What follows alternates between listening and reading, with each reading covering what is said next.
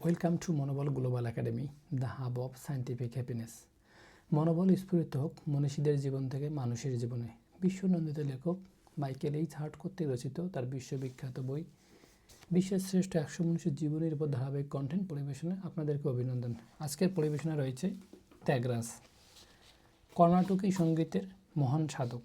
ত্যাগরাজ জন্মগ্রহণ করেন 1767 সালে দক্ষিণ ভারতের তামিলনাড়ুর তিরুভাইয়ারু গ্রামে। তিনি ছিলেন একজন মহান সঙ্গীতজ্ঞ, কবি ও ভক্ত সাধক এবং কর্ণাটকী দক্ষিণ ভারতীয় শাস্ত্রীয় সঙ্গীতের ত্রিমূর্তির অন্যতম।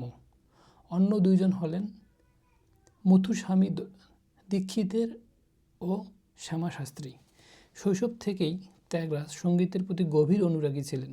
তিনি সংস্কৃত ও তেলুগু ভাষায় সুপণ্ডিত ছিলেন এবং সঙ্গীতকে জীবিকার মাধ্যম নয় বরং ঈশ্বর আরাধনার পথ হিসেবে গ্রহণ করেন।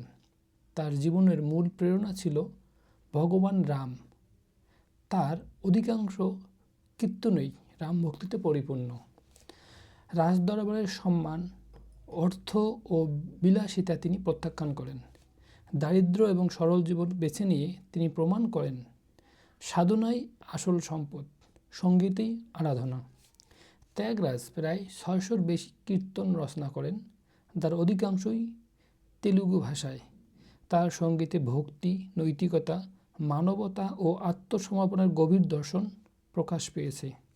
তিনি মৃত্যুবরণ করেন 1847 সালে তিরুভাইয়ারুতেই। তার স্মরণে প্রতি বছর ত্যাগরাজ আরাধনা অনুষ্ঠিত হয়। সেখানে বিশ্বের নানা প্রান্তের শিল্পীরা একত্রিত হয়ে তার সঙ্গীত পরিবেশন করেন। কেন ত্যাগরাজ অনুসরণীয়? সঙ্গীতকে ঈশ্বর সাধনার উচ্চতম রূপে প্রতিষ্ঠা, ভক্তি ও শাস্ত্রীয় সঙ্গীতের অপূর্ব সমন্বয়, নৈতিকতা ও ত্যাগের জীবন্ত আদর্শ। ত্যাগরাজ আমাদের শেখান প্রতিভা তখনই মহান হয় যখন তা অহংকার নয়, ভক্তি ও মানবতার সেবায় নিয়োজিত হয়। এই কারণেই ত্যাগরাজ বিশ্ব ইতিহাসে শ্রেষ্ঠ অন্যতম মনীষীদের মধ্যে একজন হিসেবে স্মরণীয় হয়ে আছেন। সবাইকে ধন্যবাদ।